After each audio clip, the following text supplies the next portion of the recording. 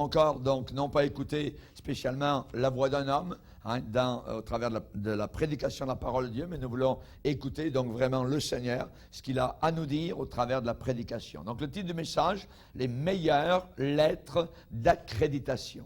Les meilleures lettres d'accréditation. Et on va lire dans 2 Corinthiens chapitre 7 à partir du verset 1er et nous lirons jusqu'au verset 7. On va se lever, si vous voulez bien, pour lire la parole de Dieu et nous prierons ensuite le Seigneur de bénir le pain spirituel à nos âmes. 2 Corinthiens chapitre 7 verset 1er.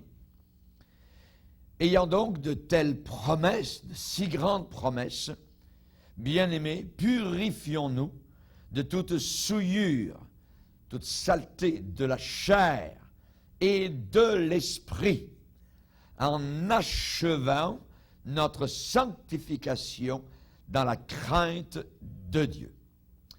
Donnez-nous une place dans vos cœurs. Nous n'avons fait tort à personne. Nous n'avons ruiné personne. Nous n'avons tiré du profit de personne. Ce n'est pas pour vous condamner que je parle de la sorte, car j'ai déjà dit que vous êtes dans nos cœurs, à la vie et à la mort. J'ai une grande confiance en vous. J'ai tout sujet de me glorifier de vous. Je suis rempli de consolation. Je suis comblé de joie au milieu de toutes nos tribulations. Car depuis notre arrivée en Macédoine, notre chair n'eut aucun repos, nous étions affligés de toutes sortes de manières, lutte au dehors, crainte au dedans, mais Dieu, qui console ceux qui sont abattus, nous a consolés par l'arrivée de Tite. Et non seulement par son arrivée, mais encore par la consolation que Tite lui-même ressentait à votre sujet. Il nous a raconté votre ardent désir, vos larmes, votre zèle pour moi, en sorte que ma joie a été d'autant plus grande. Amen. Alléluia. Seigneur, nous te remercions pour ta puissante parole. Elle est là inscrite dans le livre sacré.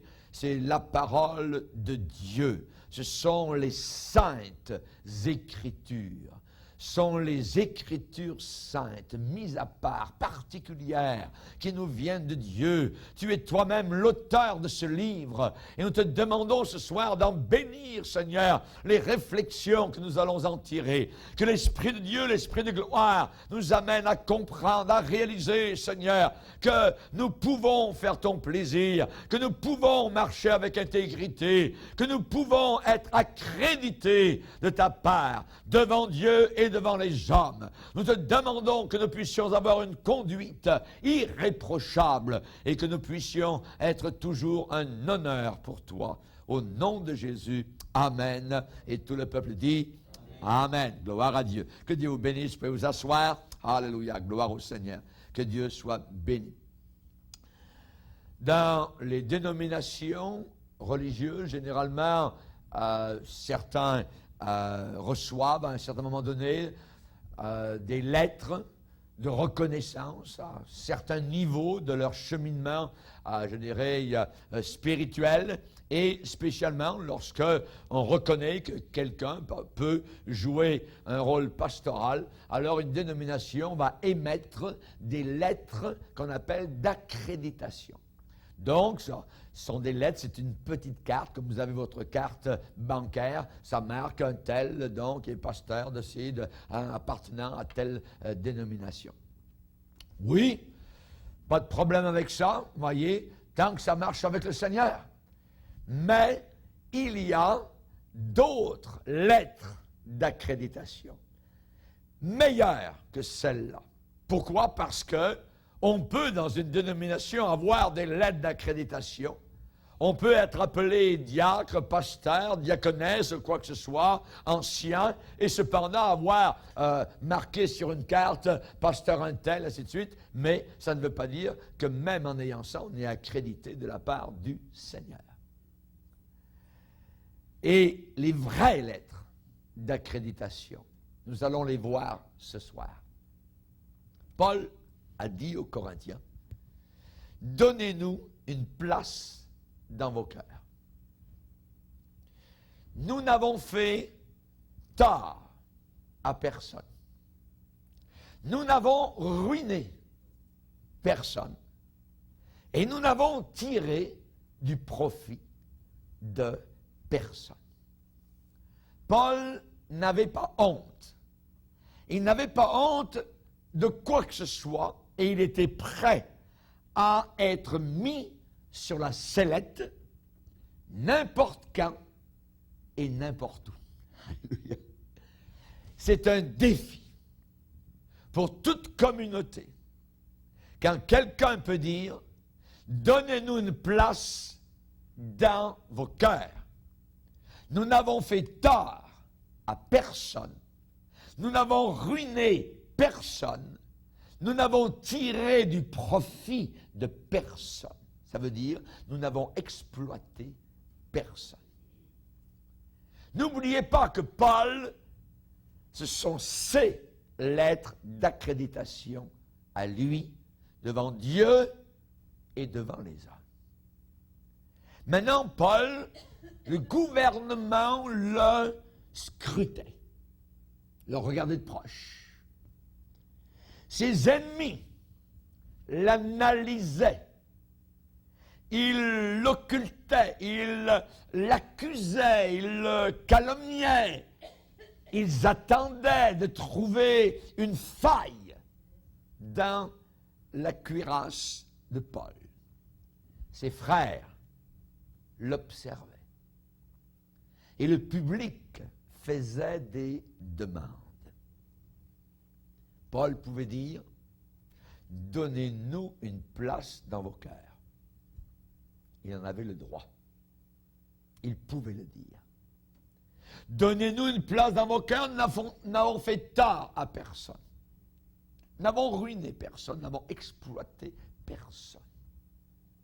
C'est un défi. Jésus a dit un jour, je suis la porte.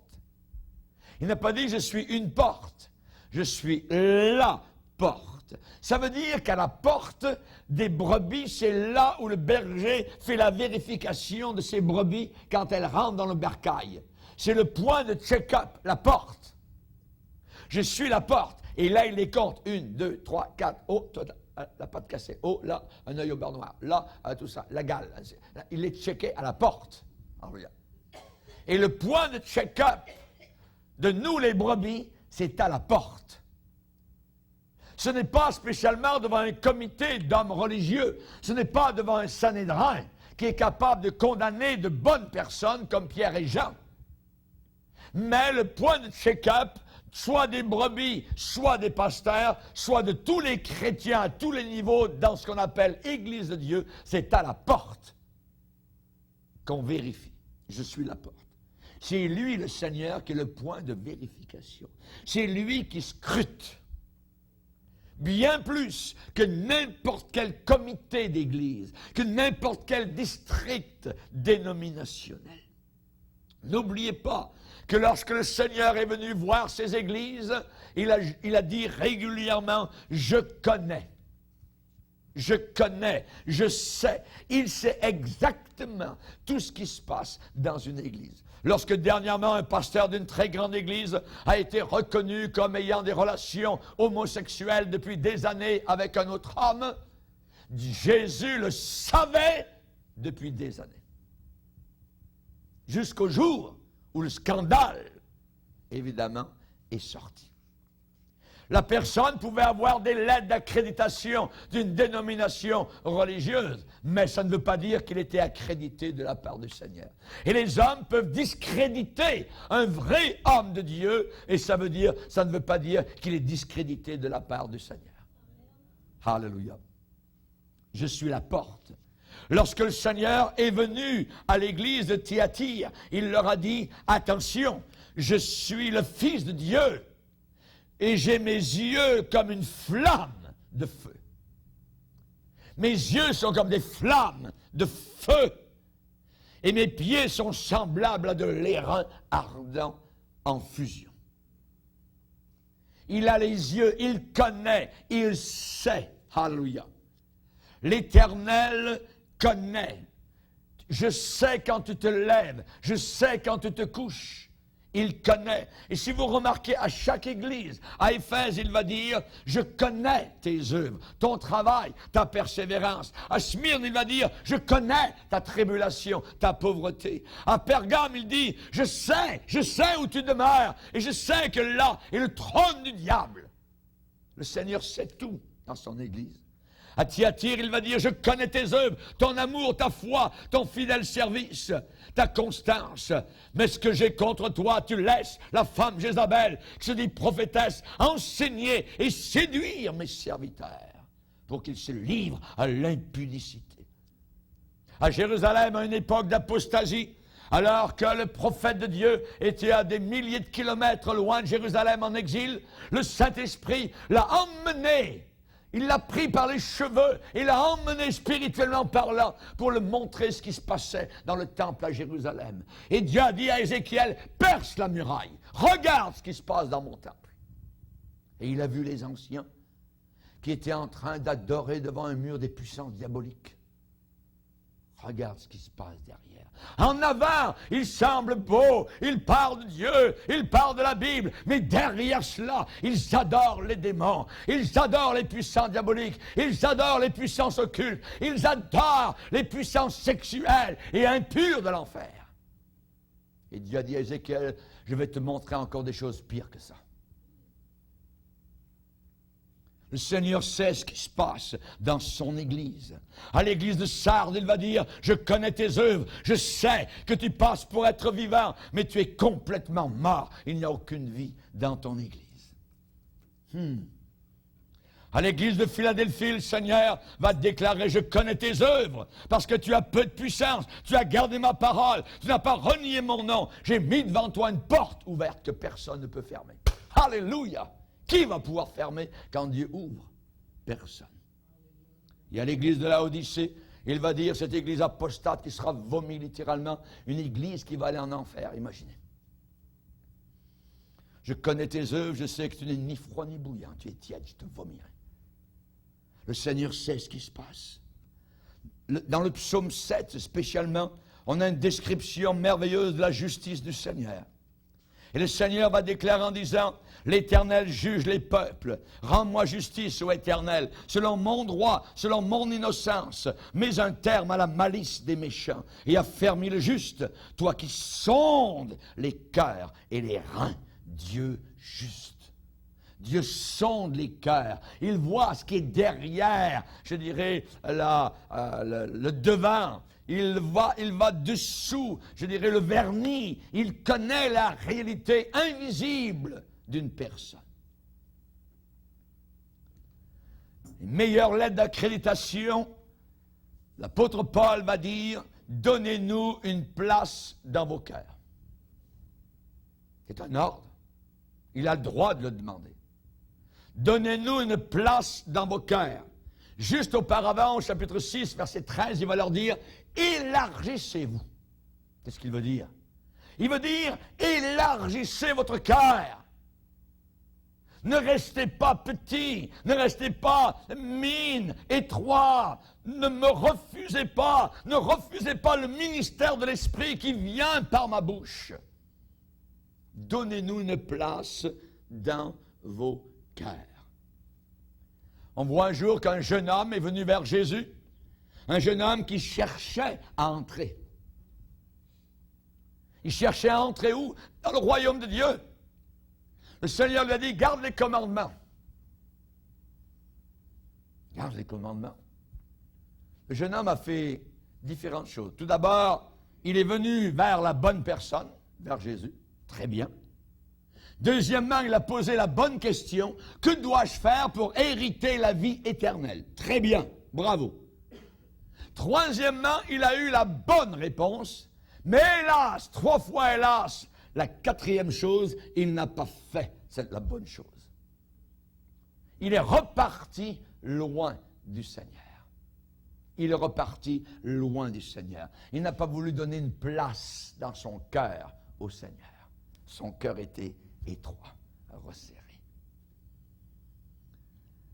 Oh, il était prêt, le jeune homme était prêt, il avait sa carte de visite prête à être donnée au Seigneur. Regarde, Seigneur, quelle était sa carte de visite? Quel était son rapport, sa carte de rapport qui était prête?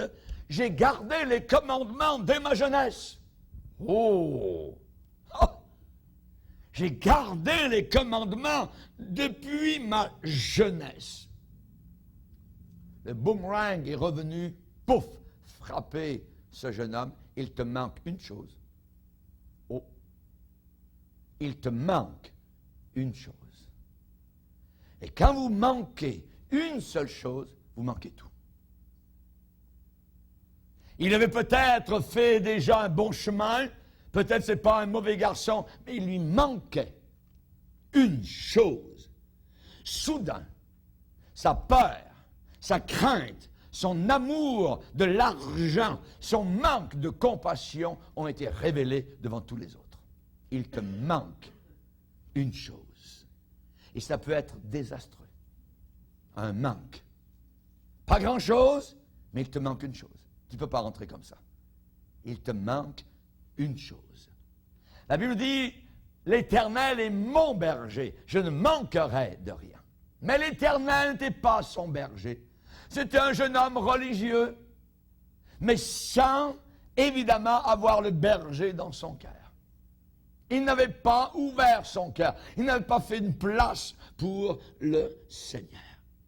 Vous savez, un morceau de métal qui est gros comme un 10 cents canadien, c'est pas gros, mais si ce morceau de métal manque, alors on peut éviter, manquer un voyage vers la Lune. Juste avec une pièce pas plus grosse que 10 sous. On peut manquer, éviter de faire un voyage sur la Lune. Et on peut se vérifier sur ce point-là. La Bible dit, si quelqu'un n'a pas, ne pas avoir, quoi? Si quelqu'un n'a pas l'esprit de Christ, il ne lui appartient pas. Il te manque une chose, tu n'as pas le Saint-Esprit. Tu ne l'as pas. L'apôtre Paul, lui, pouvait tenir debout devant le test. Et il pouvait dire, nous n'avons fait tort à personne. Nous n'avons ruiné personne. Nous n'avons tiré du profit de personne. Alors, donnez-nous une place dans votre cœur. Paul ne se réclamait d'aucun rang spécial. Il ne se réclamait d'aucune race spéciale. Se réclamait même d'aucune révélation spéciale. Mais quand quelqu'un peut dire « n'avons fait de tort à personne, n'avons ruiné personne, n'avons exploité personne », ça, à ce moment-là, c'est bien plus puissant que de dire « je suis membre de telle dénomination, je suis baptiste, je suis pentecôtiste, je suis presbytérien », ça ne veut rien dire. Les gens vont dire « à quelle église allez-vous » On s'en fout complètement. Voyez, la question, c'est comment vivez-vous? Alléluia! Comment vivez-vous? Est-ce que tu payes tes dettes? Est-ce que tu payes tes dettes? Est-ce que tu es un exemple aux autres par ta conduite? C'est ça le test à l'acide. Alléluia. Et pas à quelle église vas-tu? On peut s'asseoir 2 heures par semaine sur un banc d'église, mais ce n'est pas le critère que Jésus demande. Non! On peut s'asseoir 2 heures chaque dimanche pendant des années et descendre en enfer au bout. Ce n'est pas ça le critère. Comment vis-tu? Comment vis-tu? N'avons fait tort à personne, n'avons ruiné personne, n'avons tiré du profit de personne. Alléluia. Ce que Dieu demande, c'est la consécration. Il demande la justice. Il ne prend pas plaisir aux holocaustes, mais il prend plaisir à la miséricorde. Alléluia. Certains étaient prêts à tuer la femme adultère. Jésus l'a sauvée in extremis. Le fils aîné était capable de bouder et de ne pas entrer dans la salle des fêtes pour se réjouir pour le retour de son frère. Mais Jésus est venu pour sauver des pécheurs. Et une fois que je suis passé par la porte, je dois vivre à la hauteur. Ce n'est pas de savoir à quelle église je vais, nous sommes tant, ainsi de suite, vous pouvez être 20 000, on s'en fout complètement. Comment vis-tu? Moi, je vais être un jour dans la plus grande église de l'univers. On va être des millions. Même si sur la terre, mon église a peut-être 3 personnes. Je m'en fous complètement. Il y avait 8 personnes dans l'église de Noé. Les codes du dimanche étaient petites. Mais c'est tout quelque chose de porté sur son badge, le nom, je m'appelle Noé. Payez-vous vos dettes. Comment vis-tu? Es-tu un exemple par ta conduite? Es-tu en train de mettre ta vie en règle? Vis-tu en concubinage?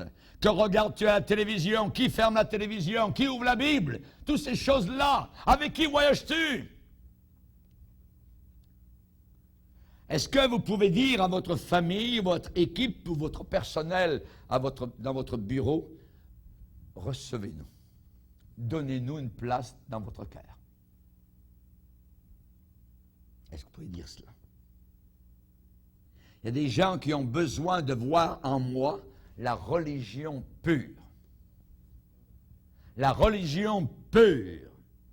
Quelle est la religion pure? Lisez avec moi dans Jacques, 1er chapitre. Jacques, 1er chapitre, verset 26. Si quelqu'un croit être religieux sans tenir sa langue en bride, mais en trompant son cœur, la religion de cet homme sert à zéro. Vaine. Quelqu'un croit être religieux. Il dit, verset 27, la religion pure et sans tache devant Dieu notre Père consiste à visiter les orphelins et les veuves dans leurs afflictions et à se préserver des souillures du monde. Saleté, la pourriture de cette terre. Voilà la religion pure. Comment vis-tu? Comment vis-tu? Dans Amos 5, 24, il est dit que la droiture soit comme un courant d'eau et la justice comme un torrent qui jamais ne tarit. Donnez-nous une place dans vos cœurs, pouvait dire l'apôtre Paul. Meilleure lettre d'accréditation. Quand vous pouvez dire aux gens, donnez-nous une place dans votre cœur. Nous n'avons fait tort à personne. Nous n'avons fait tort à personne. Alléluia. Pouvoir tenir sa tête haute. C'est bien mieux qu'un gros compte en banque et beaucoup de biens. Même si toute la rue vous appartenait, si vous ne pouvez pas dire « nous n'avons fait de tort à personne », ça ne sert à rien. Ça ne sert absolument à rien. Nous n'avons fait tort à personne. Avec quoi? La langue. La langue. C'est facile de faire du tort à quelqu'un avec sa langue. De détruire sa réputation. De rapporter des choses qui ne sont pas vérifiées. Il y avait un pasteur d'une assez grande église qui, les dimanches, se rencontrait généralement avec sa famille, tout ça, et quelques membres d'église, tout ça, au restaurant, et il parlait. Et il disait que chaque fois, c'était régulier, ils parlaient, l'un ou l'autre parlait contre une personne, ainsi de suite. Jusqu'au jour où le pasteur a dit, là on va arrêter, on ne parlera plus, on va continuer à le restaurant, on ne parlera plus contre personne. Il dit, nous avions presque des repas silencieux.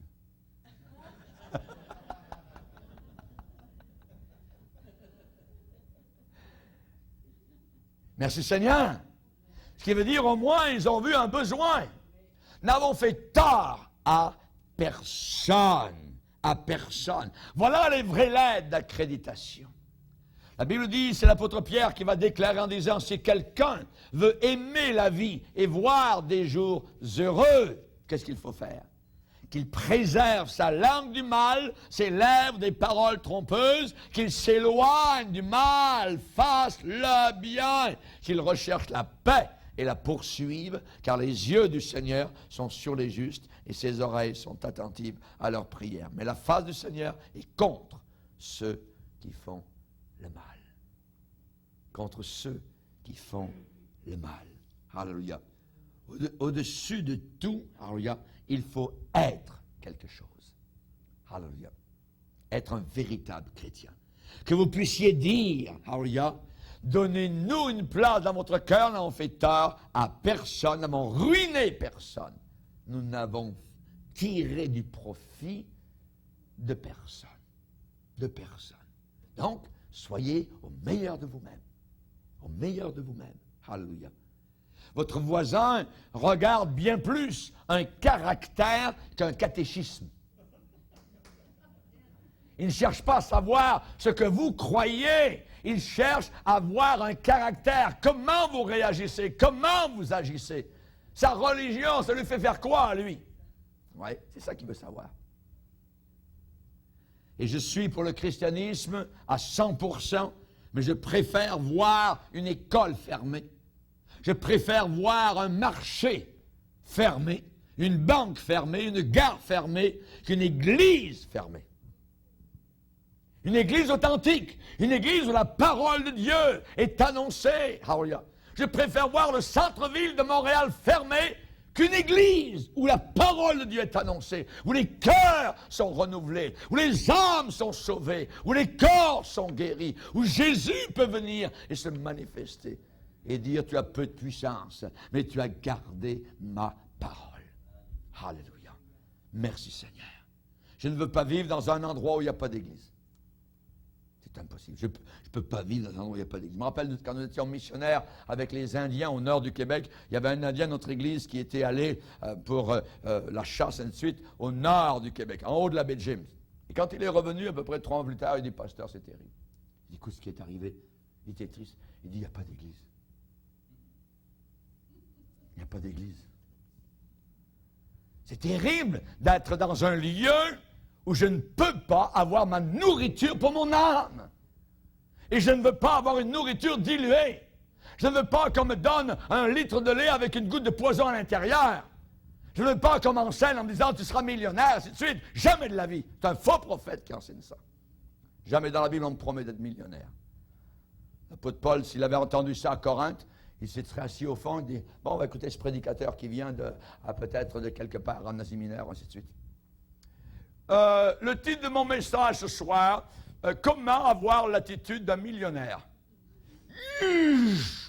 Il serait levé au fond et dirait hey, sortez cet homme d'ici, c'est un faux prophète. Jamais de la vie Jésus n'a enseigné cela. Elle me dit c'est un piège. Si quelqu'un croit qu'il va devenir riche à cause de l'évangile, il vient de tomber dans le piège. Dans le piège. Chers amis, je suis pour le christianisme à 100%. Je ne peux pas vivre dans un endroit où il n'y a pas d'église, où il y a seulement et uniquement des terrains de golf, des bureaux de docteurs, des bureaux de police, des terrains de football, mais pas d'église. Je ne peux pas vivre dans un endroit semblable. Je ne peux pas vivre. J'ai besoin d'une église. Alléluia. Pourquoi? Parce que dans le monde, ils peuvent aider les alcooliques. C'est bon, haha, voyez? Mais ils ne peuvent pas les changer. Ils n'ont pas le pouvoir de les changer. Ils ne peuvent pas ramener un enfant prodigue du pays éloigné avec tous leurs conseils, leur psychologie, ainsi de suite. Ils ne peuvent pas ramener le fils prodigue dans un port de repos. Ils peuvent offrir des conseils, ils peuvent offrir des thérapies, mais ils ne peuvent pas enlever ce qui est, ce que j'appellerais le perdu dans l'âme. Ils ne peuvent pas l'amener. Ils ne peuvent rien faire. Voyez? Pourquoi? Parce que c'est l'Église qui a cette mission. C'est la seule agence sur la terre qui a le pouvoir et qui a la mission de ramener les fils prodigues, de délivrer les alcooliques, de délivrer les drogués, de délivrer les pervers, de sauver les gens religieux mais qui sont perdus et qui vont en enfer. C'est l'Église qui a cette mission, pas les hommes de ce monde. Ça prend bien plus que de la belle musique. Ça prend bien plus que des orchestres, de belles orgues, des belles robes, des soupers, de l'argent, des études, des clochers. Ça prend une expérience personnelle avec Jésus pour être capable de dire « Donnez-nous une place dans votre cœur. Nous n'avons fait tort à personne, nous n'avons ruiné personne, nous n'avons tiré du profit de personne. » Il faut avoir été sauvé Alléluia, pour pouvoir dire une chose semblable. Alléluia. Et seulement et uniquement Jésus est capable de faire ce changement dans une personne. On a besoin bien plus que de l'aide d'un prédicateur. On a besoin de celui de qui on a dit, qui est celui-là à qui obéissent les vents et la mer. C'est de lui qu'on a besoin. Pas de monsieur un tel là-bas, qui vient d'Afrique et des révélations, ou de monsieur Toronto, de mon œil. J'ai besoin de Christ. J'ai besoin de celui qui vient d'en haut. J'ai besoin du bon samaritain qui parle d'une langue différente, qui a un accent différent, qui va s'arrêter au bord du chemin, qui va me prendre dans ses bras, qui va panser mes blessures, qui va m'amener à l'hôtellerie. Oh, je suis chrétien, je n'ai pas d'église. Un jour, je vais là, un jour... Mon œil, moi, je ne crois pas ça. Je ne crois pas ça une minute. Les sauterelles d'église. Essayez de transplanter une plante d'un pot, une semaine dans ce pot, ensuite, vous la transplantez, vous la mettez dans votre pot, une semaine plus tard, vous la relevez, vous la mettez dans un autre pot. Qu'est-ce qui va arriver au bout des pots? Plus de racines, c'est sec, c'est complet, c'est fini, il n'y a plus de vie. Il n'y a plus de vie. Parce qu'il faut faire des racines. Alléluia. Il faut s'enraciner. C'est notre église, c'est notre lieu. C'est là que je reste, c'est là que je reçois ma nourriture, c'est là que je paye mes dîmes, c'est là que je prie, c'est là que je sue, c'est là que je pleure, c'est là que j'aide, c'est là que je reçois évidemment mes conseils. Que Dieu soit glorifié. Alléluia. Merci Seigneur. Que Dieu soit béni. Qui est celui-ci à qui obéissent même les vents et la mer. Alléluia.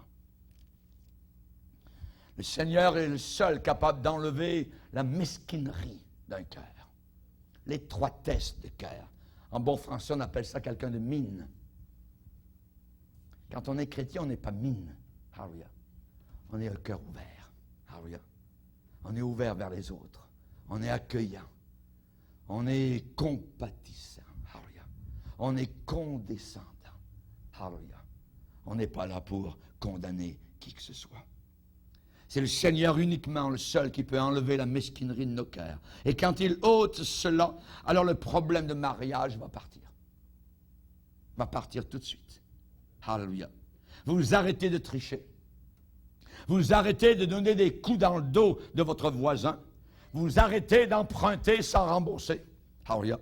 Vous arrêtez votre langue et vous plongez votre langue dans le sang de Jésus. Alléluia! Gloire à Dieu! Une langue trempée dans le sang de Jésus et non pas trempée dans le feu de la géhenne. Alléluia. Merci Seigneur. Vous avez dû prier pour moi. Amen. Alléluia. Gloire à Dieu. Merci Seigneur. Alléluia. C'est quoi la justification? La justification, ça veut dire que je satisfais Dieu. Alléluia.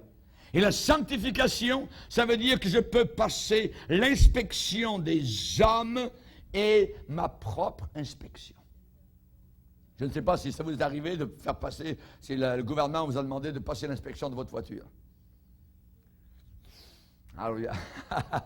Et quand on vous emmène, alléluia, on vous dit, bon, tel jour, tout ça, un gars de la SAQ, de la Société des véhicules, va passer l'inspection de votre véhicule. Je peux vous dire que vous tremblez dans vos souliers parce que lui, il va chercher uniquement les bobos. Il va tourner votre voiture sans dessous, il va la monter, il va monter dessus, il va rentrer dans le coffre arrière, il va ouvrir le moteur, il va tout défaire, il va aller avec des lumières. Il va dire, là, il y a une courroie, là, il y a ci, là, il y a ça, il y a là, ça. Non, je ne pensais pas qu'il y avait autant d'affaires à faire dans ma voiture. C'est un inspecteur. Il inspecte, alors il regarde. Il vous dit, les freins ici ne sont pas bons. Ici, le pot d'échappement, là, il est à moitié usé au bout. Là, il y a une petite courroie, là, il y a une petite lamelle, là, il y a petit, là, c'est un inspecteur. Nos vies, nous devons les amener régulièrement dans le garage du Seigneur. Amen. Et c'est la personne appelée le Saint-Esprit, alléluia, avec la lumière, alléluia, qui va derrière les boulons, qui va derrière ma vie, qui va derrière ceci, qui connaît ce que j'ai fait, hein, tout ça dans le secret, qui voit le matin, le soir, à minuit, à 3 heures. Il sait tout ce que j'ai fait depuis 20 ans, depuis que je suis né dans le sein de ma mère et jusqu'à ma mort. Il connaît tout. Il va dire, là, il faut que tu changes ça. Là, ça ne marche pas ici. Là, il y a ça à modifier, ainsi de suite. Là, il faut que tu arrêtes ça complètement, tout de suite. Sinon, c'est la perte, c'est la mort. C'est un inspecteur. Alléluia. Alors, évidemment, c'est merveilleux. On appelle ça la sanctification. La sanctification. Ah oui. On passe dans un, je dirais, un moulin assez étroit, mais on en ressort peut-être avec des branches en moins, émondées, mais fortifiées. Alléluia. Il y a un paquet d'affaires qu'on n'en a pas besoin. Vous regardez un arbre qui a été émondé, vous dites, voyez, c'est un squelette, ça n'a pas de sens, il n'est pas beau. Ça. Voyez? Oui, mais il va porter plus de fruits. Il va porter plus de fruits. Vous allez porter plus de fruits en étant émondé, alléluia, et ensuite, on va avoir plus de force, alléluia, dans le Seigneur Jésus-Christ. Amen. C'est ainsi qu'on gagne le respect. Amen. C'est ainsi, évidemment, que le Seigneur demande que les choses se fassent. L'apôtre Paul a dit qu'on ne peut pas plaire à tout le monde, c'est impossible. Il dit, si je voulais plaire à tout le monde, je ne serais pas un serviteur du Seigneur. Un serviteur du Seigneur doit plaire premièrement à son Dieu, parce que c'est à lui qu'il devra rendre compte. Aujourd'hui, il est devant les populations, il est devant les églises dans lesquelles il peut être pasteur sur la terre, mais un jour il va se tourner et il va être devant le trône bément, devant le trône de Christ. Alléluia. Et il devra rendre compte pour tout ce qu'il a accompli ici-bas sur terre, selon l'appel que le Seigneur lui avait donné. Dans les lettres d'accréditation, Paul a dit, nous n'avons ruiné personne.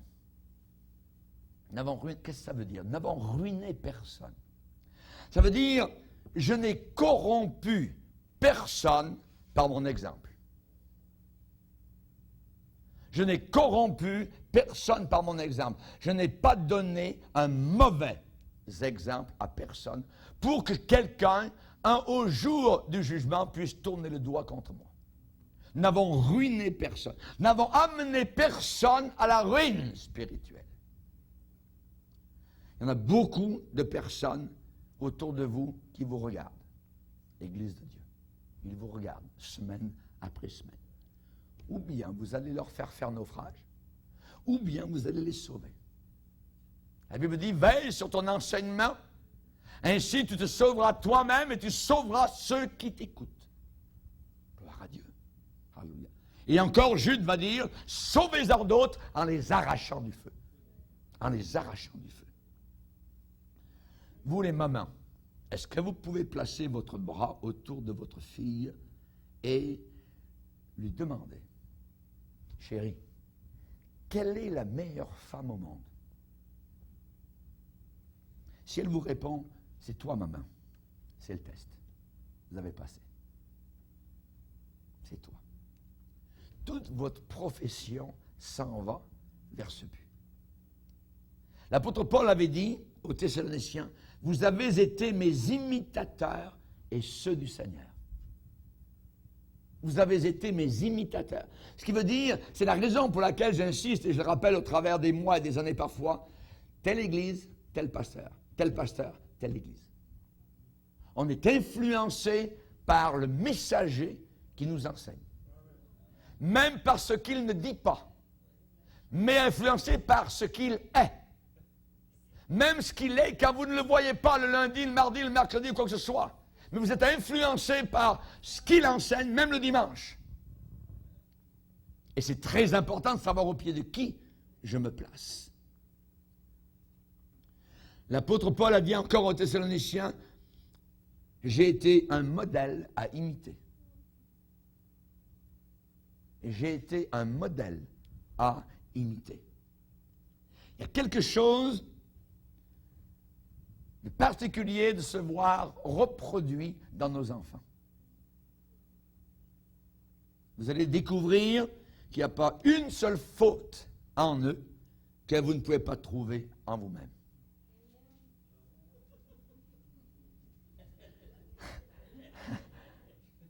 Et il n'y a pas une seule vertu qu'ils ont que vous n'avez pas non plus.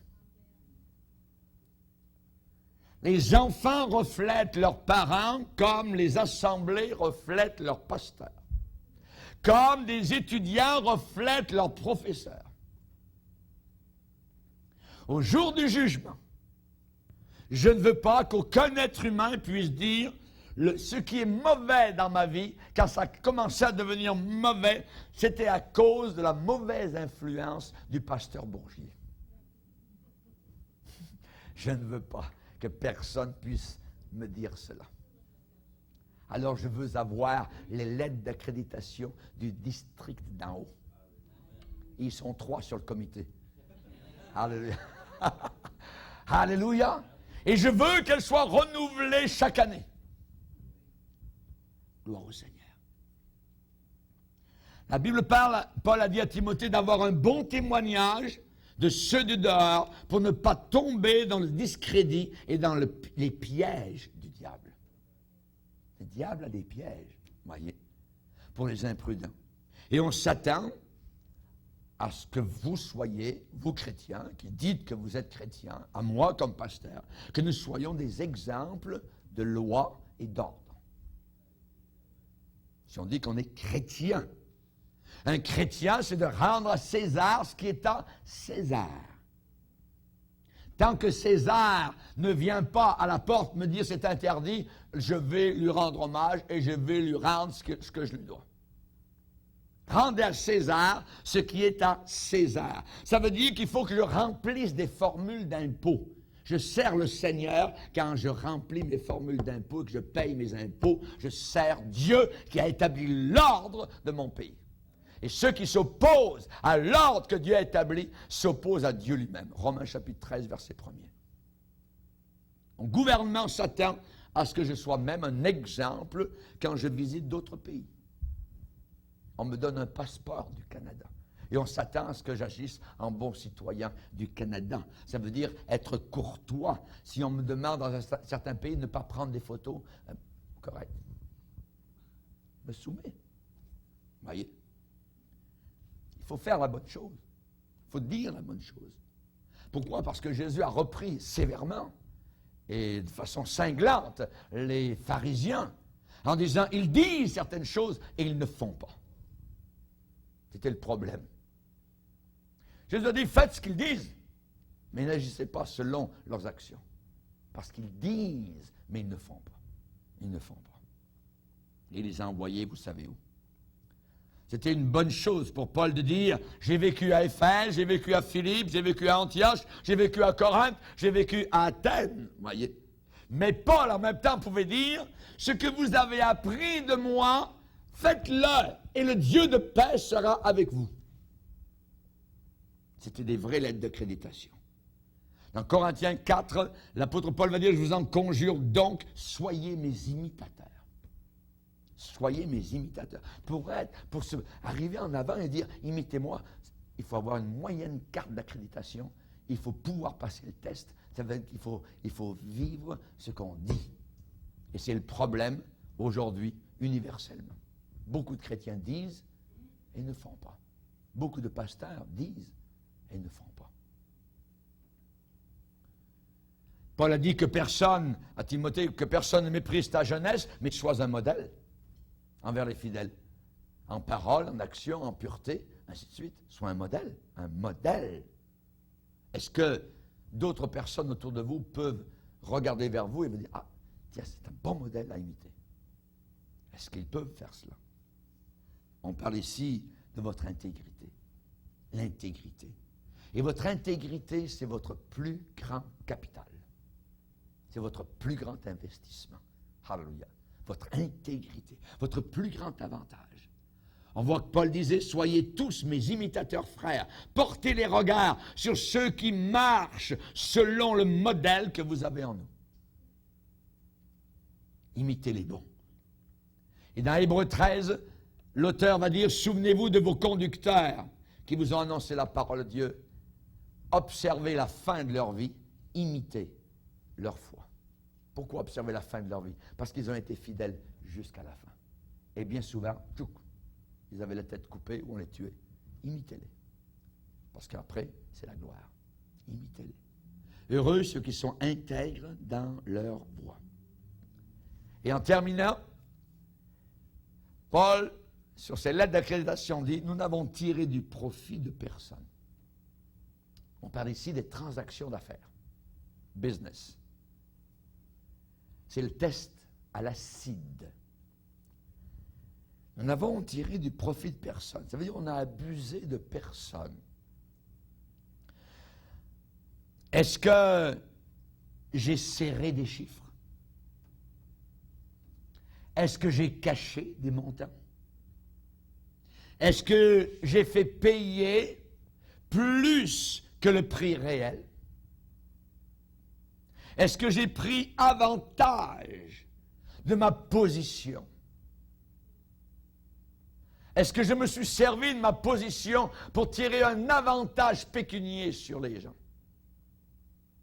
Un pasteur va voir une dame très belle, qui est riche, et au travers de la conversation dans le salon, au travers d'une prière, dit, le Seigneur vient de me parler. J'ai une parole de la part de Dieu. Dieu vient de me dire, madame, qu'il faudrait que vous me donniez votre Mercedes. Et le pasteur est parti en Mercedes et la dame était à pied. Ces gens-là ne passent pas le test. Et ne passent pas le test. On a connu encore d'autres pasteurs qui ont fermé, ont demandé que les portes de l'église soient barrées à clé. Et personne ne sortira de ce lieu avant que le Seigneur me montre qu'il y a 20 000 $ qui vont sortir de vos poches avant que vous sortiez de ce lieu. Et le gars est sorti avec 20 000 $ dans ses poches. On appelle ça des escrocs, des voleurs. Et aucun voleur n'entre dans le ciel. Nous n'avons tiré du profit de personne. C'est plutôt dur de faire confiance ou d'avoir confiance à un membre d'Église qui ne paye pas ses dîmes. C'est très difficile. Pourquoi? Parce que c'est le minimum requis. Je vous ai parlé de l'autre extrême, vous voyez, qui est complètement erroné, mais il y a quand même la base qui est de payer sa dîme dans l'Église. Et c'est plutôt difficile de faire confiance à quelqu'un qui ne paye pas ses dîmes. Vous savez que la personne travaille, tout ça, puis au bout du rouleau, oui. Et on a connu des personnes qui payaient 20 pièces de dîme par année, mais le jour de la réunion d'affaires, c'est eux qui parlent, pasteur, puis ça. Puis ceux qui payent les gros montants, tout ça, généralement sont tranquilles.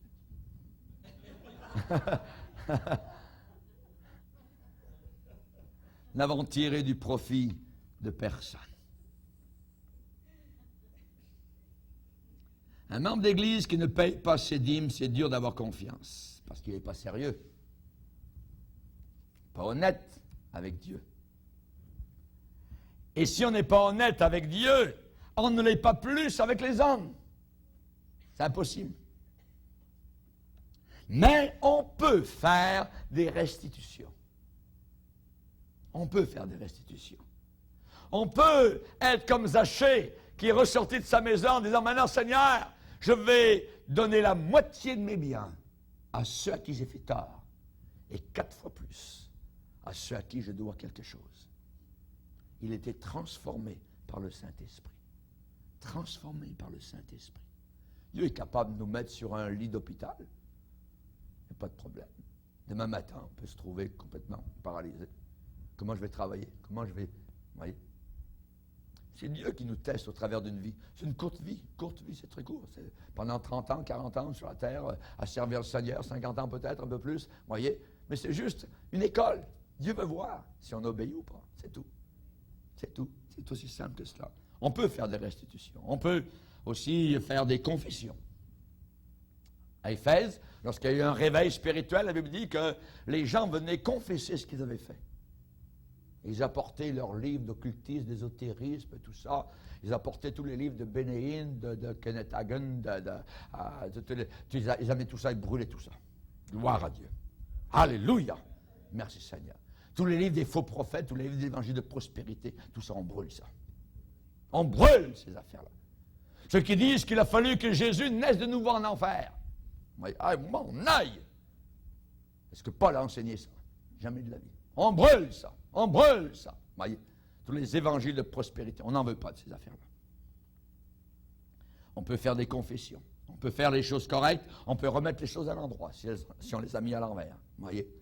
L'apôtre Paul pouvait dire, je n'ai désiré ni l'argent, ni l'or, ni les vêtements de personne. De personne. Oui. Suis-je droit dans les affaires d'argent? Suis-je droit dans les affaires d'argent? La Bible dit que personne n'use envers son frère de fraude, de cupidité dans les affaires, car le Seigneur tire vengeance de cela. De vengeance de cela. Samuel, le grand prophète, a vécu sa vie.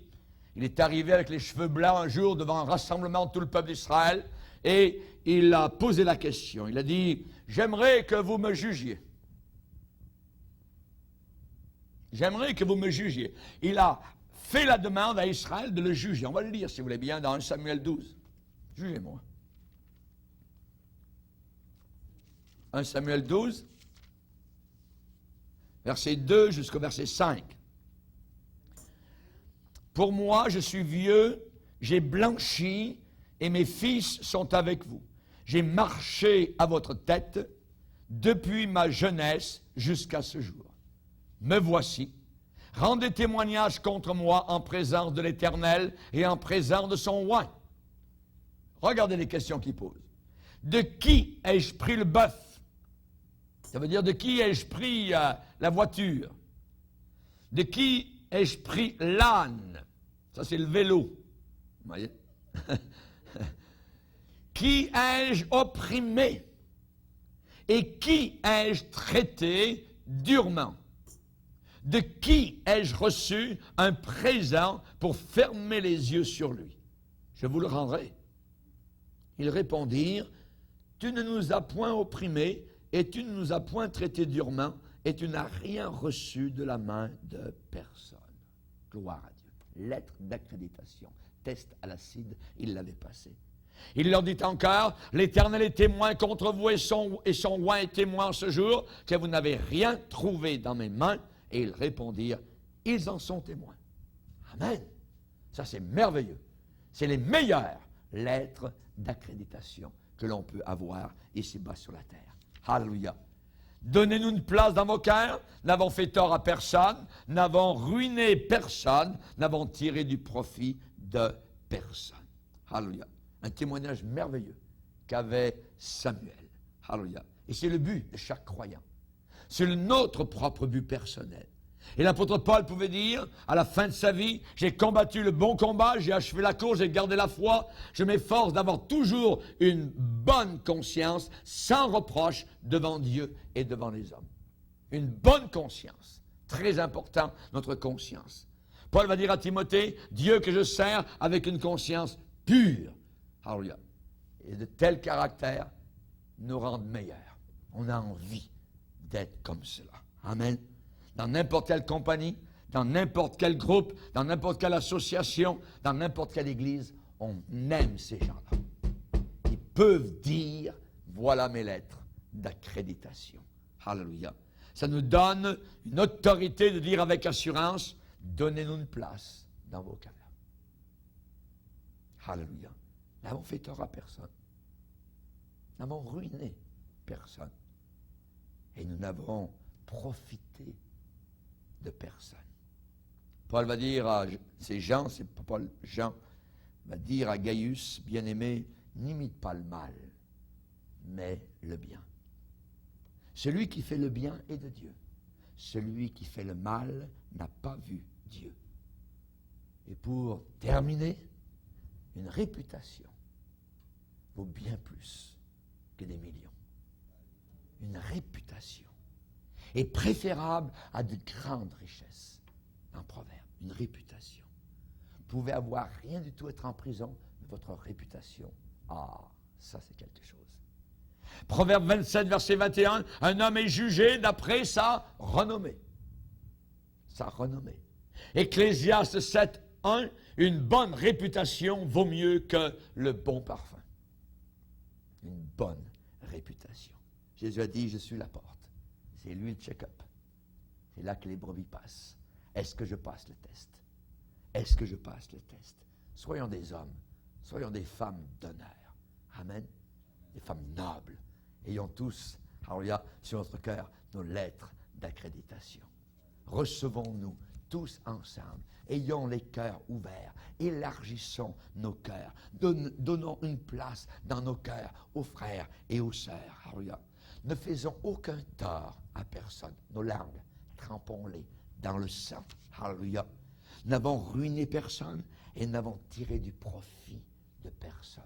Nous ne voulons pas un château sur la terre, nous voulons un château dans le ciel. Amen. Baissons nos têtes et prions le Seigneur. Merci Seigneur. Notre Dieu, nous voulons te bénir pour ta bonne parole. Nous voulons te remercier, Seigneur. Alléluia. Aide-nous, s'il te plaît.